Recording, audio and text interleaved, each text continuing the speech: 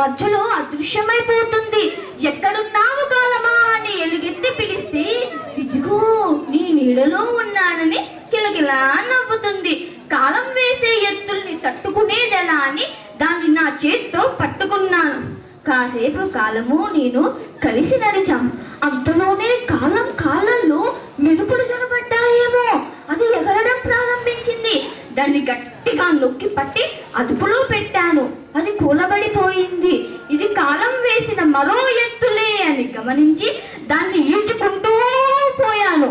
ఒక దశలో ఎంత ఈడ్చినా అది కదలకుండా పడి ఉంది. ఇది కాలం వేసిన మరో ఎత్తుగడా అని విసుగుపుట్టి దాన్ని విసిరి కొట్టి నా దారి నేను చూసుకున్నాను. కొన్ని క్షణాల్లోనే కాలం గబగబా పరిగెత్తుకొని వచ్చి నన్ను కపేలను కౌగిలించుకొని నీతో పాటు నేనుంటాను, నిన్ను విడిచి నేనుండలేను అని ఆర్ధకంఠంతో పలికింది. కాలం అంతరంగాన్ని అవగతం చేసుకున్న నేను దాని చేతిలో నా చెయ్యి వేసి వెళ్ళవిడిసే ఉల్లాసంతో సాగిపోయాను. ధన్యవాదాలు. థ్యాంక్ యూ నాన్న.